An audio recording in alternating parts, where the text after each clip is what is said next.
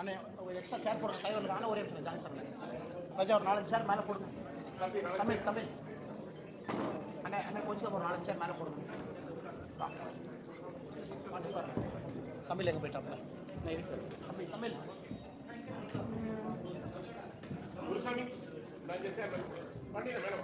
உட்காருங்க. முக்கியமான தலைவர்கள்லாம் பொறுப்பு இருக்கவங்களா பேப்பர்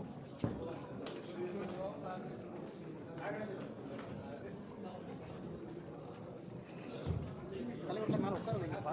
உட்கார வைங்க.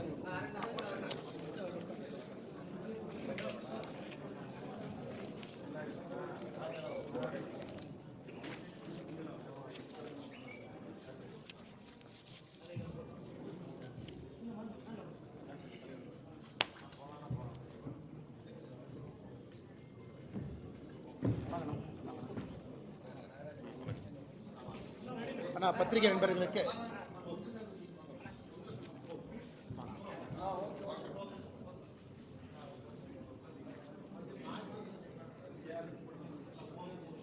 நண்பர்களுக்கு எங்களுடைய அன்பார்ந்த வணக்கத்தை தெரிவித்துக் கொள்கின்றோம். சகோதர சகோதரிகளே, ஒரு துயரமான நேரத்தில் அந்த பத்திரிகையாளர் சந்திப்பில் நாம் அமர்ந்து கொண்டிருக்கின்றோம். சில நேரத்தில் நாம் எதற்காக அரசியலில் இருக்கின்றோம் என்கின்ற கேள்வி நம்ம எல்லோருக்கும் வரும். பவருக்காக இருக்கிறோமா, இல்லை நாமளும் 10-11 இருக்கிறோமா, இல்லை அரசியல் எதுவுமே நடக்காத ஜனநாயகத்தில் ஒரு பிரச்சனை வந்தவுடன் ஒரு மாதம் கழிச்சு இன்னொரு பிரச்சனை வரும், மக்கள் எல்லாத்தையும் மறந்துடுவாங்க. ஆனால் கொஞ்சம் எல்லாம் பேசாமல் இருங்கண்ணே, சேரில் உட்காருங்கண்ணே, கொஞ்சம் எல்லாம் பேசாமல் சேரில் உட்காருங்க. ஒரு பிரச்சனை வந்தவுடன் ஒரு மாதம் கழிச்சு அடுத்த பிரச்சனை வரும், இதை மறந்துட்டு அடுத்த பிரச்சனைக்கு போயிடும். அப்புறம் பாரதிய ஜனதா கட்சி ஏதாச்சும் கையில் எடுத்ததுன்னா ஹிந்தி திருப்புன்னு சொன்னாங்கன்னா அதை ஒரு மாதம் நாங்கள் ஹிந்தி திருப்பு இல்லைன்னு சொல்லுவோம். வடக்கு தெற்குன்னு சொன்னாங்கன்னா ஒரு மாதம் நாங்கள் வடக்கு தெற்கு இல்லைன்னு சொல்லுவோம். பாதி நேரத்தில் நானே என்னை இந்த கட்சியினுடைய தலைவராக கேட்டிருக்கேன், உண்மையாலுமே நம்ம தமிழ்நாட்டில் அரசியல் தான் பண்ணிகிட்டு இருக்கோமா? நாம் செய்யக்கூடிய அரசியல் மக்களுக்கு பயன்படுதா, இல்லை சித்தாந்தம் சித்தாந்தம் என்று தொங்கிக் கொண்டு ஏதோ ஒரு விஷயத்தை பேசிகிட்டு இருக்கிறோமான்னு பல இடத்தில் நானே எனக்கு கேள்விகள் கேட்பேன். இன்று காலையிலிருந்து எனக்கு நான் கேட்கக்கூடிய கேள்விகளில் முக்கியமான கேள்வி, நான் அரசியலே தொடர வேண்டுமா என்கின்ற கேள்வி.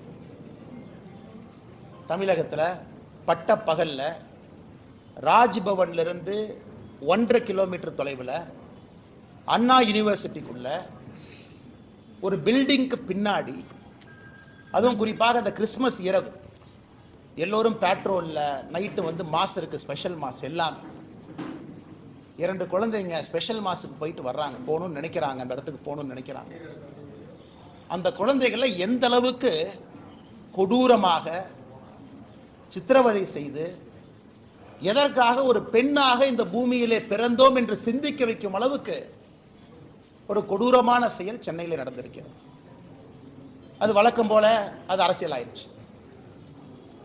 அதனால் பாரதிய ஜனதா கட்சி இதை வன்மையாக கண்டிக்கின்றோம் என்று சொல்வதை விட எங்களுடைய அரசியல் பாதையை தீர்மானிக்க வேண்டிய தருணமாக இந்த நிகழ்வை நான் பார்க்கின்றேன், கருதுகின்றேன். தமிழகத்தில் பெண் குழந்தைகள், பெண்கள் பாதுகாப்பாக இருக்காங்களான்னு கேட்டிங்கன்னா நிச்சயமாக இல்லை. அவர்கள் மீது நடக்கக்கூடிய குற்றங்கள் ஒரு நாள் அதிகமாக தான் இருக்கு, எப்பவுமே குறையில்லைங்க. இதை பொறுத்தவரை முக்கிய குற்றவாளி திராவிட முன்னேற்ற கழகத்தில் ஒரு பொறுப்பில், சைதை பகுதியில் ஒரு பொறுப்பில், வட்ட பொறுப்பில் இருக்கக்கூடிய ஒரு ஆள். அதுவும் ஏதோ முதல் குற்றம் இரண்டாவது குற்றம் கிடையாதுங்க. குற்றம் செய்து வெளியே வந்து பல குற்றங்கள் இருக்கக்கூடிய ஒரு ஆள் திமுகவிலே தன்னை இணைத்துக் கொண்டு இந்த மாதிரி முக்கியமானவங்க பக்கத்தில் ஒரு புகைப்படமோ அவங்க பக்கத்தில் இருப்பது போல முகநூலில் பதிவு செய்வதற்கு ஒரு புகைப்படம் தேவைப்படுது. அந்த கட்சியில் ஒரு பதவி தேவைப்படுது. இது போன்ற அமைச்சர்கள் கூட நின்று ஏதோ ஃபோட்டோக்கு போஸ்ட் கொடுத்தாங்க, நாங்கள் என்ன செய்யறோம் திமுக சொல்லலைங்க. இவங்க ஃபோட்டோக்கெல்லாம் போஸ்ட் கொடுக்கலைங்க. பாருங்க, இவர்கள்லாம் திமுகவினுடைய நிகழ்வில் பங்கெடுக்கக்கூடிய பொறுப்பில் இருக்கக்கூடிய தொண்டர்கள்.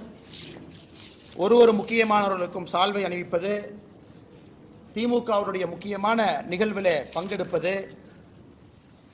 எங்க பாருங்க, மக்களுக்கு சாப்பாடு போடுறேன்னு சொல்லி சாப்பாடு போட்டிருக்காரு பாருங்க அக்யூஸ்ட். திமுக சார்பாக அமைச்சர்களோடு கட்சி பொறுப்பாளரே இல்லைன்னு சொல்றாங்க. இந்த பத்திரிகை நண்பர்கள் கொடுக்குறோம், கட்சி பத்திரிகையில் அவருடைய பெயர் பொறுப்போடு இருக்கும் பாருங்க.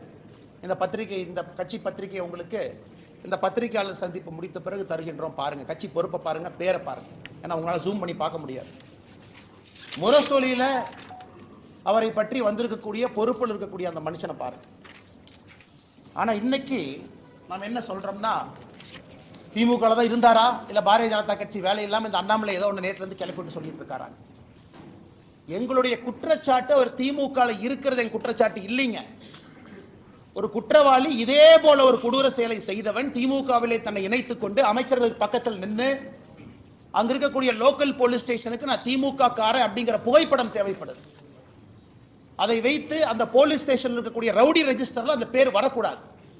ரவுடி ரெஜிஸ்டர் பேர்ல இருந்தா 21 நாளைக்கு ஒருக்கா நீங்க போலீஸ் ஸ்டேஷனுக்கு கூப்பிடுவீங்க. என்னப்பா பண்ற, இந்த மாசம் பேங்க் அக்கௌண்ட் எவ்வளவு பணம் வந்துச்சு? ஏன்னா நானும் காவல்துறையில் 9 ஆண்டுகள் குப்பை கொட்டி இருக்கின்றேன். பக்கத்து வீட்டுக்காரனை வந்து சாட்சி சொல்ல நீ ஒழுக்கமா இருக்கேன்னு கையெழுத்து போட சொல்லி, எல்லாம் ரவுடி ரெஜிஸ்டர் நடக்கக்கூடிய, ரவுடி பெயரில் நடக்கக்கூடிய விஷயங்கள். அதுக்கு போகக்கூடாது என்பதற்காக இந்த புகைப்படம் தேவைப்படுகிறது. அரசியல் அங்கீகாரம், அடையாளம் தேவைப்படுது. அதை வைத்து மறுபடியும் ஒரு குற்றத்தை செய்திருக்கிறான். இதுதான் எங்களுக்கு கோபம். அவன் திமுக இருக்கிறது எங்களுக்கு கோவம் இல்லை. திமுக என்கின்ற கட்சி போர்வை இன்னைக்கு குற்றம் செய்வர்களுக்கு தேவைப்படுகிறது. அங்க இருந்து அப்படியே அமைச்சர் பக்கத்தில் போனாவே அந்த லோக்கல் ஸ்டேஷன் ஹவுஸ் ஆஃபீஸருக்கு, கிரைம் கான்ஸ்டபிளுக்கு, இன்டெலிஜென்ஸ் பார்க்கக்கூடிய ஹெட் கான்ஸ்டபிளுக்குலாம் தெரியும், அண்ணே அவன் திமுக இருக்கானே, அந்த பையன் நல்ல பையனே, அமைச்சர் கூடவே சுத்துறானே, அந்த பையன் நம்ம ஸ்டேஷன்ல கூப்பிட்டு ரவுடி பரேட் நடத்தினா நம்மளே வச்சு செஞ்சு தண்ணி இல்லாத காட்டுக்கு மாத்திடுவாங்கண்ணே. திமுக என்கின்ற போர்வை இருந்தனால மட்டும்தான் இந்த அக்யூஸ்ட் அந்த பொண்ணு மேல கை வச்சிருக்கான். இது வெரி சிம்பிள். இது மூளை இருக்கக்கூடிய, ஆறறிவு இருக்கக்கூடிய எந்த மனிதனுக்கும் கூட தெரியும். திமுக கட்சி பொறுப்பு இருக்கு, திமுக அமைச்சர்களோடு இருக்கிறாங்கிற ஒரே காரணத்துக்காக மட்டும்தான் ஸ்டேஷன்ல என்கொயரி பண்ணல. இதே போல ஒரு குற்றத்தை அவன் செய்திருக்கின்றான்.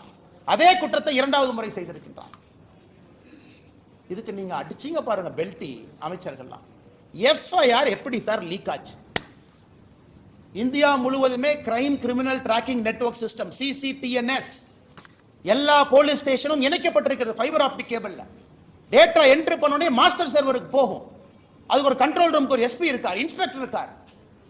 எப்படி அந்த எஃப்ஐஆர் வெளியே வந்துச்சு? போலீஸ் டிபார்ட்மெண்ட்டை தவிர அந்த எஃப்ஐஆர் யாரு வெளியே விட முடியும்?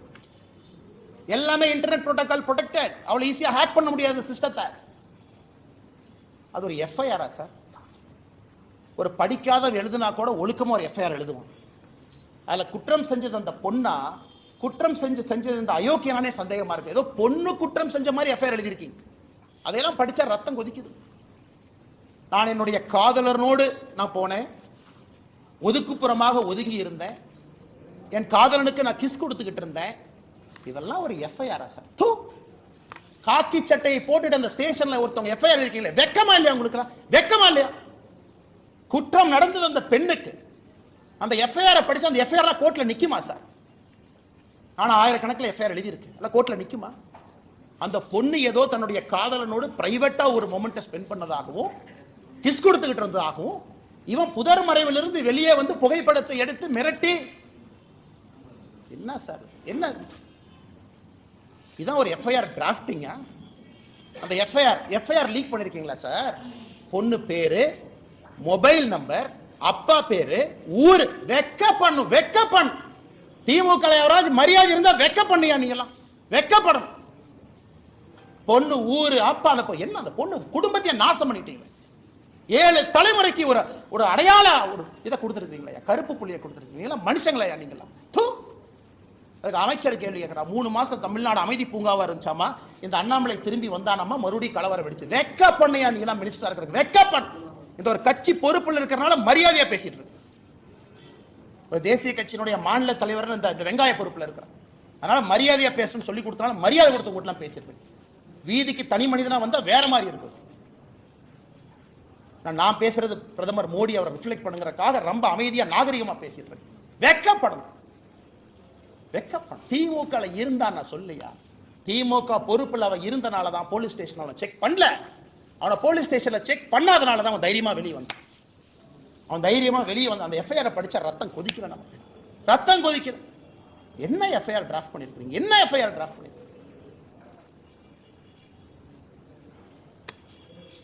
கேட்டா தமிழ்நாடு அப்படி இருக்கு இப்படி இருக்கு, கேட்டா வடக்கு தெற்கு மயில், வடக்கு தெற்கு எத்தனை நாளைக்கு அந்த இளவுல சாவறது, எத்தனை நாளைக்கு சாவறது, 60 வருஷமா வடக்கு தெற்கு. நாளைக்கு காலையில் இன்னும் ஆரம்பம் பண்ணுவாரு திமுக.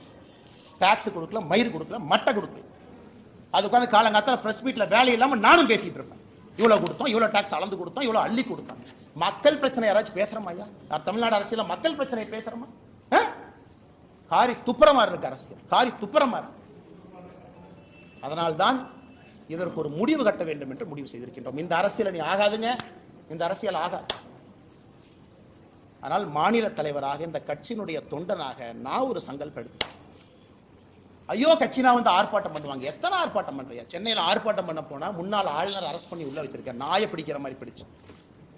மாநிலத்தினுடைய துணைத் தலைவர் கருணாகராஜன், எங்களுடைய சகோதரர், எத்தனை டைம் பாரதிய ஜனதா கட்சி எத்தனை டைமே அரெஸ்ட் பண்ணுவீங்க? நாங்க எங்களுக்கு தனியாக எங்களுக்கு வீட்டுக்கு ரோடு போடுன்னு ஆர்ப்பாட்டம் பண்றோமா? இல்லை எங்க வீட்டுக்கு தண்ணி சிறுவாணி தண்ணி வரலின்னு ஆர்ப்பாட்டம் பண்றோமா? கைது பண்ணி நைட்டு 11:30 வரைக்கும் டாய்லெட் இல்லாத மண்டபத்தில் பார்த்து அடைச்சி வச்சு எத்தனை சித்திரவதை தொண்டாங்க பண்ணி அனுப்பிப்பாங்க. அதனால இன்னி உங்களுக்கு இந்த ஆர்ப்பாட்ட வேலையெல்லாம் இல்லை. இன்னிலிருந்து நாங்கள் வேற மாதிரி தான் உங்களை டீல் பண்ண போறோம். நாங்கள் ஆர்ப்பாட்டம் பண்ண கலெக்டர் ஆஃபீஸ்க்கு வருவோம். எங்க ஆளு எல்லாம் காலங்காத்தால 8 மணிக்கு கிளம்பி வருவாங்க. நீங்க அப்படியே ஒரு 1000 போலீஸை போட்டு நாயை பிடிக்கிற மாதிரி 2 பேர்த்த பிடிச்சிட்டு போகலாம். நாளையிலிருந்து ஆர்ப்பாட்டம் அப்படி கிடையாது. ஒரு வீட்டுக்கு வெளியே ஆர்ப்பாட்டம் நடக்கும். நீ 10,000 போலீஸ் இறக்கியா பார்த்துடலாம். நான் ஒரே இடத்துல அப்படியே என் தொண்டனை கூட்டிட்டு வருவேன், லட் அமுத்துற மாதிரி அமுத்திட்டு போயிடுவீங்க. நீங்க ஒரு வீட்டுக்கு முன்பு நாளை பாரதிய ஜனதா கட்சியின் தொண்டன் காலையில் 10 மணிக்கு வெளியே வந்து நிற்பான். தன்னுடைய தாய்க்காக சகோதரிக்காக குரல் கொடுப்பான். இந்த அண்ணாமலை நாளைக்கு என்ன செய்ய போறேன்னு சொல்ற கேட்டு எல்லா பலத்தையும் பயன்படுத்திட்டோம், பேசிட்டோம். என்ன உங்க கையில ஊடக பலம் இருக்கு, உங்க கையில சினிமா துறை இருக்கு. ஒரு படத்தை எடுத்து வடக்கு தெற்கு நீ பிரிச்சா வேலை முடிஞ்சு போச்சு. உனக்கு உங்க கையில எல்லா விருது கொடுக்கறதுக்கு பேசுறதுக்கு ஆளு இருக்கிறாங்க. சமூக நீதினு பேசுறதுக்கு 10 பேர் இருக்கா. பாரதிய ஜனதா கட்சினா சமூக நீதி இல்லைன்னு பேசுறதுக்கு 50 பேர் இருக்கா. அதனால் நாளை எனக்கு நானே சாட்டை அடி கொடுக்கக்கூடிய நிகழ்வை காலை 10 மணி என்னுடைய வீட்டுக்கு வெளியே நான் நடத்தப்போம். நான் எனக்கு முருகபெருமானுக்கு சூர சம்ஹார பெருமை இந்த தீவிரம்லாம் அழிக்கிறது. நாளை காலை 10 மணிக்கு மாநில தலைவராக என்னுடைய இல்லத்திற்கு வெளியே நான் நின்று சாட்டையால் என்னை 6 முறை நான் அடித்துக் கொள்ளப் போகிறேன். சாட்டை என்னை அடிச்சுக்கிட்டேன். நாளையிலிருந்து திமுக என்கின்ற கட்சி தமிழகத்தில் ஆட்சியிலிருந்து அகற்றப்படும் வரை நான் செருப்பு போட மாட்டேன். செருப்பு போட மாட்டேன். அந்த அரசியல் நானும் 3 வருஷம் பண்ணி பார்த்துட்டேன். அது ஒரு முடிவு வரணும். இன்னைக்கு முடிவு வந்தே ஆகும். சும்மா இத்தனை நாளைக்கு எத்தனையாக நானும் வண்டி ஓட்டுறது. வந்தது வேறு, செய்வது வேறு, நடந்து கொண்டிருப்பது. நாளையிலிருந்து திமுக ஆட்சியிலிருந்து அகற்றப்படும் வரை இந்த பத்திரிகையாளர் சந்திப்பு முடிச்சு என் செருப்பை கழட்டுனா நீ ஆட்சியிலிருந்து இறங்குற வரைக்கும் நான் செருப்பு போட மாட்டேன். பார்த்துலாம். நாளையிலிருந்து 48 நாட்கள் நான் விரதம் இருக்க போகிறேன். பிப்ரவரி 2வது வாரம் முடியும். 6 படை வீட்டுக்கு நான் போக போறேன். முருகபெருமான்கிட்ட முறையிட போறேன். எல்லாத்திட்டையும் முறையிட்டாச்சு. நேஷனல் கமிஷன் ஃபார் உமன் முறையிட்டாச்சு. காலகட்டத்தில் வேலையெல்லாம் உட்காந்து லெட்டர் எழுதியிருக்கேன். பாருங்க 3 பேஜ் வேலையெல்லாம். அம்மா வாங்கம்மா, தயவு செஞ்சு பிடிங்கம்மா, இவங்கெல்லாம் வயலேட் பண்ணிட்டாங்கம்மா, செக்ஷனாக பாருங்கம்மா. எத்தனை கடிதம் எழுது. ஹியூமன் ரைட்ஸ் கமிஷன் 15 கடிதம் எழுதியாச்சு. நேஷனல் கமிஷன் ஃபார் உமனுக்கு எழுதியாச்சு. வேலையெல்லாம் உட்காந்து எழுதி ட்விட்டரில் போடுறதா வேலை.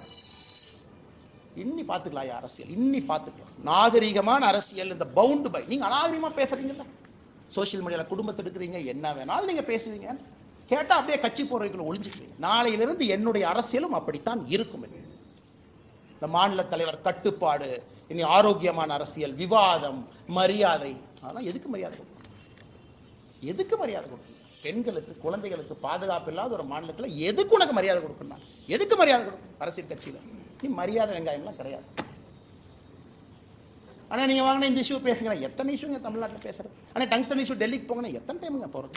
ஆனால் மீத்தேன் பிரச்சனை ஆச்சுன்னா டெல்லிக்கு போங்கன்னா எத்தனை டைம் போகிறோம்? எத்தனை போகிறது? வேறு வேலை இதே தான் வேலைங்க. அதனால் நாளை எனக்கு நானே சவுக்கடி காலை 10 மணிக்கு என்னுடைய இல்லத்திற்கு வெளியே நான் கொடுத்துக் கொள்கிறேன்.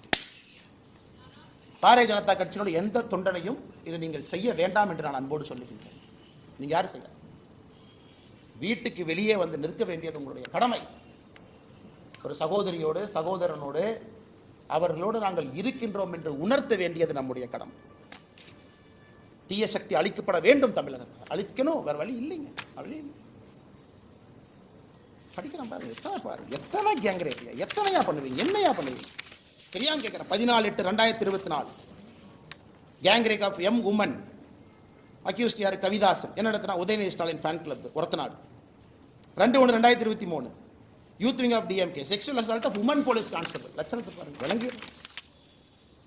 22/3/2022 gang rape of 22-year-old woman in Virudhunagar after blackmailing her ஒரு வீடியோ. பாருங்க. கேட்டா கட்சி அப்படி யாருமே இல்லை, இல்லை பொய் சொல்றாரு. அண்ணாமலை வந்ததுக்கு அப்புறம் இது வேலை இல்லாமல் செய்யறாரு. ஆனால் பத்திரிகை நண்பர்களே, வேறு வழி எங்களுக்கு இல்லை. மக்களுடைய கவனத்தை ஈர்ப்பதற்கு எங்களுக்கு வழி இல்லை. இது சாமானிய மிடில் கிளாஸ் பையன் கொதிக்கணியா? மிடில் கிளாஸ் ஆள் எந்திரிக்கணும். அவன் எந்திரிக்காமல அரசியல் எந்த மாற்றம் இல்லை. சும்மா அப்படியே பேசிட்டே வண்டி ஓட்ட வேண்டியதான். 1 country 1 election, அது 1 மாதம் ஓட்டு, இது 1 மாதம் ஓட்டு, டங்ஸ்டன் ஒரு 3 மாதம் ஓட்டு, மீத்தேன் ஹைட்ரோ கார்பன் 6 மாதம் ஓட்டு. அவ்வளோதான். நம்ம எல்லாம் மறந்துடுவோம். எதுக்காக இருக்கிறோம், என்ன வேலை செய்யறோம். ஆனால் மறுபடியும் நான் சொல்வது, நடுத்தர வாழ்வு வாழக்கூடிய நீங்க தயவு செஞ்சு வெளியே வாங்க, பேசுங்க, கேள்வி கேளுங்க. ரோட்ல வந்து நில்லுங்க, நாளைக்கு கேளுங்க. லோக்கல் எம்எல்ஏ தெரியும் உங்க ஓட்டு நீங்க போட மாட்டீங்கன்னு தெரியும். இந்த இலவச பணத்தை எல்லாம் எலெக்ஷன் அப்போ தூக்கிட்டு இப்போ எல்லாம் தூக்கி எறி. ஆனால் பத்திரிகை நண்பர்களுக்கு என்னுடைய அன்பான வேண்டுகோள், நீங்கள் அதை கேட்கணுங்க. மீடியால டிபேட் வைக்கணும், விவாத பொருள் வைக்கணும். அன்னைக்கு நாமளும் மனுஷங்க தான், அதே சாப்பாடு சாப்பிட்றோம். 6 அறிவு இருக்கு. நம்ம வீட்டில் நடந்துதான் சும்மா இருப்பாங்களா? கத்தி எடுத்து வெட்ட போக மாட்டோம். விவாத பொருள் பேசவே வர சொல்லு. எதுக்கு அப்படி பண்றீங்கன்னு கேளு. ரிப்பீட் ஆஃபெண்டர் எதுக்கு ரவுடி ஷீட்ல வைக்கலின்னு கேளு. பொறுப்பேற்று கமிஷனர் விலக சொல்லுங்க. குறைந்தபட்ச டெப்டி கமிஷனர் வீட்டுக்கு போக சொல்லுங்க. ஆனால் இதை சொல்ல வேண்டும் என்பதற்காகத்தான் அந்த பத்திரிகை சந்திப்பேன். இதை தவிர நான் வேற எந்த இது சம்பந்தமான கேள்விகளுக்கு நான் பதில் சொல்றேன். அன்னைக்கு வாங்கி இதாயிடுச்சு, கரண்ட் போயிடுச்சு, இதெல்லாம் இன்னைக்கு இல்லை. அதெல்லாம் நாளைக்கு நாளானிக்கு கரண்ட் போனது, தண்ணி இல்லாதது, டாய்லெட்ல தண்ணி வராதெல்லாம் நாளைக்கு நான் சொல்றேன். இன்னைக்கு இந்த இது சம்பந்தமாக நண்பர்கள் கேள்விகளுக்கு நான் பதில் சொல்றேன். நாம சொன்னதுக்கு அப்புறம் எடுக்கிறாங்க. என்சிடபிள்யூக்கு எழுதுனதுக்கு அப்புறம் போலீஸ் எல்லாம் பெண்டகல்ட்டுக்கு எழுதி இருக்கிறோம். ஆக்ஷன் எடுங்க. ஒருத்தனையோட எப்படி வெளியே வந்துச்சு நான் கேட்கிறேன். சிசிடிஎன்எஸ் நெட்வொர்க்ல இருந்து வெளியே எப்படி வரும், எப்படி வந்துச்சுன்னு சொல்றேன். யாராச்சும் ஹேக் பண்ணிட்டாங்களா? அப்ப யார் ஹேக் பண்ணாங்கன்னு சொல்லுங்க. செல்போன்ல எல்லாம் எடுக்கலீங்க, பிடிஎஃப் அப்படியே பிடிஎஃப் டவுன்லோட் பண்ணி வெளியே விட்டுருக்கிறீங்க. எதுக்கு? விக்டிம் ஷேமிங் பண்ணணும். Victim shaming. இந்த பொண்ணு சரியில்லை, அதனாலதான் இது நடந்துச்சு. எத்தனை நாளைக்கு அந்த டிராமாவை தமிழ்நாட்டில் பண்ணுவீங்க? எத்தனை நாளைக்கா பண்ணுவீங்க? இந்த பொண்ணு சரியில்லாத பொண்ணு அப்படின்னு மக்களுக்கு பார்த்தா தெரியணுமா? காதலனாக இருக்கட்டும், காதலியாக இருக்கட்டும், 18 வயசுக்கு மேல அவங்க தனிப்பட்ட உரிமை. வெட்கி தலை குனினுங்க, தலை குனினுங்க, தலை குனி. நாம் எல்லோருமே சாமானிய மனிதர்களாக தலை குனிந்து நிற்கணும். ஏன்னா சகோதரி நம்ம மண்ணில் தமிழ்நாட்டில் அது நடந்தது. அவன் எவ்வளோ கஷ்டப்பட்டிருப்பாங்க அந்த பொண்ணு பாருங்க, எவ்வளோ எவ்வளோ அசிங்கப்பட்டு எஃப்ஐஆர் படிச்சுப்பாங்க.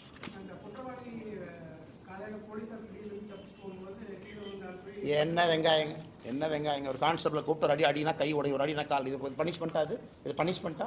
ஒரு மாவு கட்டு போட்டு எடுத்து போட்டோ கொடுத்துட்டா அப்படியே மக்களுடைய கோபம் அப்படியே தணிஞ்சு, அப்பா அவனுக்கு வந்து பாருப்பா கை ஒரு கை உடஞ்சிருச்சு, மாவு கட்டி போட்டிருக்காங்க, கால் ஒரு கால் உடஞ்சிருச்சு, மாவு கட்டு போட்டாங்க.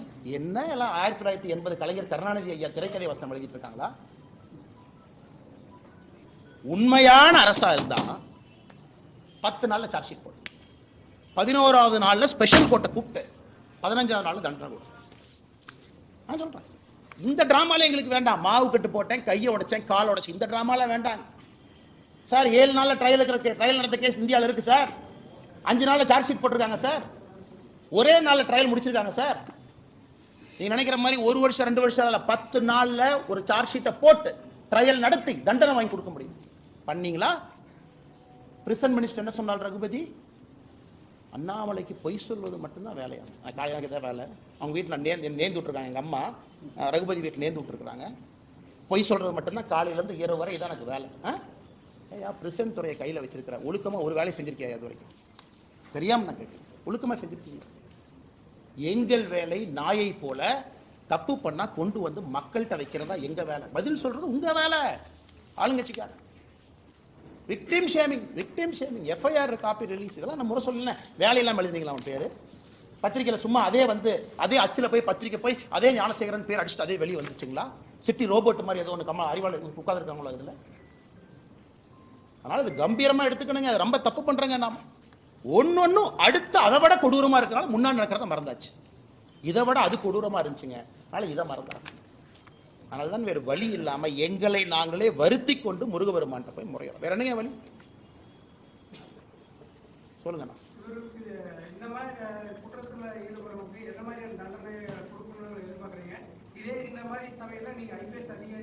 நான் எல்லாம் சுட்டு தூக்கி வீசிட்டு போயிடுவேன் சார். அது சொன்ன 4 பேர் எஃப்ஐஆர் தூக்கிட்டு வருவாங்க, ஹியூமன் ரைட்ஸ் கமிஷன் அதுன்னு வருவாங்க, தூக்கி வெளியே வச்சா தான் சரியாக வரும். அந்த மாதிரி ரத்த சார் இது ஏதோ அரசியல் வந்தாலும் அடங்கி உட்காந்துருக்குறேன்.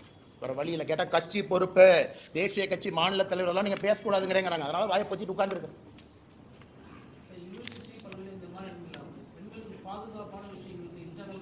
சார் நிர்பயா ஃபண்டு கொடுத்துருக்கோம் சார், நிர்பயா ஃபண்டு கொடுத்துருக்கோம் சார், 1000 கோடி கொடுத்துருக்கோம் சார். ஏன் சார் ஒரு அண்ணா யூனிவர்சிட்டியில் தமிழ்நாட்டினுடைய பழமையான இன்ஜினியரிங் காலேஜில் ஒரு லோட்டஸ் சிசிடிவிக்கு ஒயர் கனெக்ஷன் இல்லைன்னு சொல்றியா? வெக்கப்படலையா? யாரு எங்கேயுமே கனெக்ஷன் இல்லை.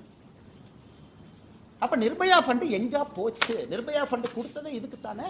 நிர்பயா ஃபண்டு எதுக்கு கொடுத்தோம்? முதலமைச்சர் வீட்டுக்கு போற சாலையில 4 சிசிடிவி போடுற கொடுத்தோமா? எதுக்குங்க நிர்பயா ஃபண்டு கொடுத்தோம்? இதுக்கு தாங்க கொடுத்தோம். அடிப்படையே இல்லை. கேட்டா யூஜிசி கமிஷன் நாமினி வரணுமா? ஏன் உனக்கு அண்ணா யூனிவர்சிட்டியில் சிசிடிவி வைக்கிற துப்பு இல்லை, நீ யூஜிசி கமிஷன் நாமினியை பத்தி பேசிட்டு இருக்க? வெக்கமால உனக்கு? வெக்கமால?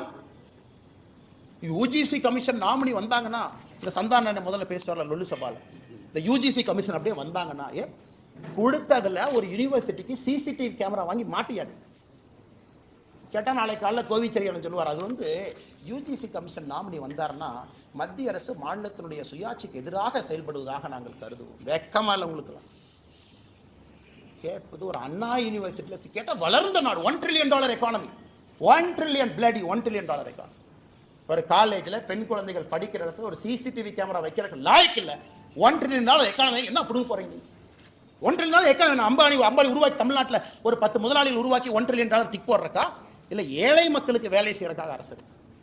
என்ன கேட்குற கேள்வி நியாயம் இருக்கு? $1 trillion என்ன வெங்காயத்துக்குன்னு கேட்குறேன்.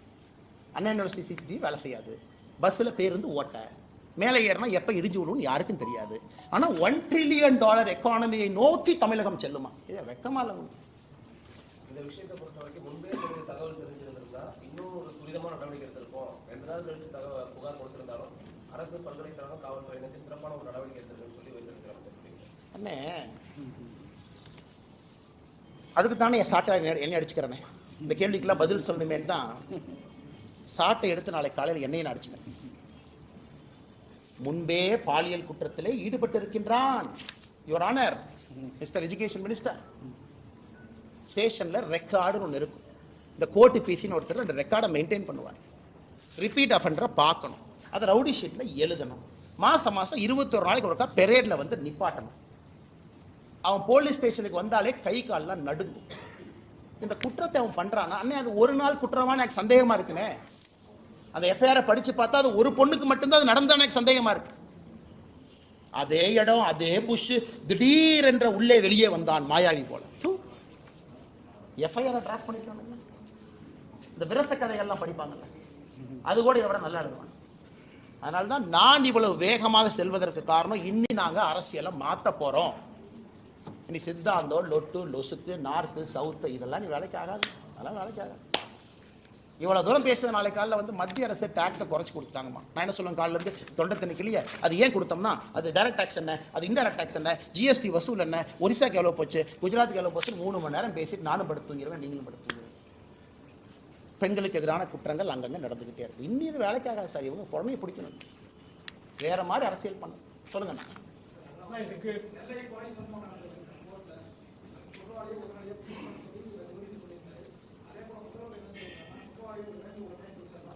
ரகுபதி அண்ணா அப்படி சொல்லிங்கண்ணா, நீங்கள் ஒரு அண்ணன் சொல்ற நியாயம் இருக்கு. ரகுபதி என்ன சொன்னார்னா, இந்த பத்திரிகையாளர் சந்திப்பில் யாராச்சும் வெட்ட வந்துட்டா நான் என்ன பண்ணுறது அப்படின்னா அப்புறம் பாருங்க, உங்களையும் வெட்டுங்கன்னு 4 பேர் தூண்டுறாரு. நீங்கள் ஏடா கூடமா கேள்வி கேட்டா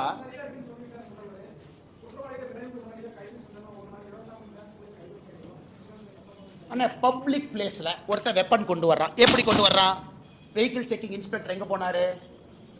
பப்ளிக் பிளேஸில் வெப்பன் கொண்டு வர்றான். சரி, என்ன கேஸ்னே? ஆடு திருடின கேஸ். திருநெல்வேலியில் ஆட்டை திருடிட்டாங்க. ஆட்டை விற்றதில் வந்த லாபத்தை ஷேர் பண்ணுறதுல பங்காளி சங்கம். பப்ளிக்கில் வெப்பனை கொண்டுட்டு கோர்ட்டு பிரிமைஸ் வாசலுக்கு வர்றான், which is a sanctified zone. நீதிபதிகள் போறாங்க, செக் பண்ணுவாங்க, காவல்துறை இருக்கும், பாம்பு டிஸ்போசல் ஸ்குவாட் இருக்கும் இல்லையாங்கண்ணே. ஒரு மாவட்டத்தில் முக்கியமான எதுங்க? எஸ்பி ஆஃபீஸ், கலெக்டர் ஆஃபீஸ், நீதிபதி ஆஃபீஸ், மூணு தானே. அங்க உன்னால பாதுகாப்பு கொடுக்கணும் அண்ணா. 80% of police is prevention of crime. குற்றத்தை தடுப்பதற்கு தான் 80% வேலையோ தவிர, குற்றம் செய்த பிறகு வெத்தலை பாக்கு வச்சு, அதுக்கெல்லாம் பழத்தை வச்சு, சூடத்தை பத்தி வச்சு, அண்ணே குற்றவாளி அண்ணே வாங்க. எப்படி வேலூர்ல அரெஸ்ட் பண்ணாங்க? பாரதிய ஜனதா கட்சி தொண்டை விட்டல்குமார வெட்டியாச்சு. நான் தொண்டை தண்ணிக்கிலேயே சொல்றேன், அண்ணே அவங்க பஞ்சாயத்து தலைவர் தானே கொன்னது. இல்ல பஞ்சாயத்து தலைவர் ரொம்ப நல்லவர் கொண்டு. அடுத்த நான் அக்யூஸ் 2 பேர் கோர்ட்ல போய் சரண்டரா இருக்கு, நல்ல நேரம் பார்த்துட்டு இருக்கான். அதை நான் ட்விட்டர்ல போட்டோ போறேங்க பாரு, வந்து அக்யூஸ் 2 பேர் உட்காந்து போய் பிடிச்சிட்டு வாங்க. வெட்கமாங்க.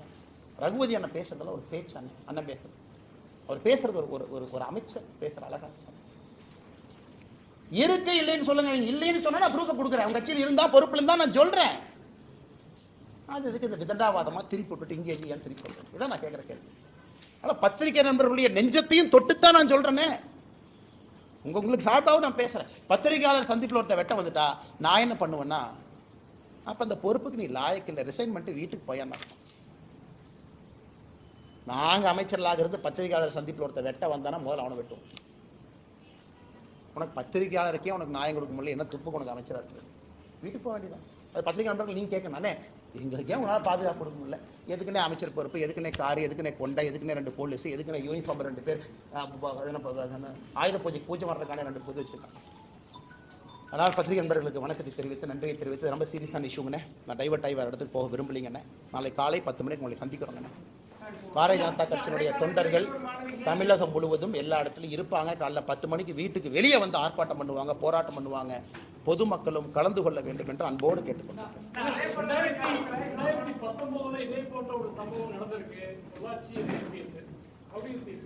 எல்லாமே தவறுதான். நான் அரசியல் வந்த பிறகு கூட்டணி கட்சி அன்னை சோப் போடுவார், பேச மாட்டார். இது ஒரே ஸ்டைல் தானே, 5th கியர்னே, வண்டி எடுத்தா போயிட்டே இருக்க வேண்டியதான். நமக்கு இந்த சைடு கியர்லாம் கிடையாது.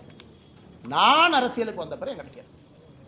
யார் தவறு செய்தாலும் தவறுன்னு தான் நான் சொல்றேன். நான் எங்கேயும் வந்து ஊழல் சொன்னாலும் காமனாக தான் சொல்றேன். நான் சில பேர் சொல்லுவாங்க மெச்சூர்டா பிஹேவ் பண்ணணும், அதுக்காக நான் அரசியலுக்கு வரல. வீட்டில் விவசாயம் பார்த்துட்டு கம்மன் இருந்துக்கிறேன், அம்மாவோட இருந்துக்கிறேன் வயசான காலத்தில். அதுக்காக நான் அரசியலுக்கு வரல. நீங்க எங்கிட்ட கேட்டீங்கன்னா என்னுடைய அரசியல் காலத்தில் நீங்க கேளுங்க தலைவா, நான் பதில் சொல்றேன். எனக்கு சந்தேகம் இது வரும்னே அதெல்லாம் வரும். அந்த way the incident happened, the way the fellow was hiding in the bush, the way the fellow knows CCTV is not functioning. அவன் CCTV கேமரா வருத்திருக்கலாம் இல்லையா? அதனால CCTV அடுக்கிறதுல வெங்காயம் ஆனாரு, ஒரு குக்கி போட்டு எடுத்த கேமரா அறுத்து போய் அவ்வளவு கான்ஃபிடென்ட்டா ஒருத்தன் அந்த புஷ்ஷுக்குள்ள இருந்து வெளியே வர்றான். அது வந்து எஃப்ஐஆர்ல சொல்றாங்க, என்னை இந்த வழியிலே அழைத்து சென்றான்னா அவனுக்கு ரூட்டும் தெரிஞ்சிருக்கு. இந்த பில்டிங்க்கு ஒதுக்குப்புறமாக என்னை அழைத்து சென்றானா எந்த பில்டிங்க்கு பின்னாடி போகணும்னு தெரிஞ்சிருக்கு. அதை பார்த்து கூட காவல்துறை இவன் ரிப்பீட் அஃபெண்டர், மாட்டினது ஒருக்கா 2 முறை, மாட்டாதது 10 முறை 15 முறைன்னு புரிஞ்சுக்கிட்டாவே பிரச்சனை முடிஞ்சுதானா? நன்றிங்க.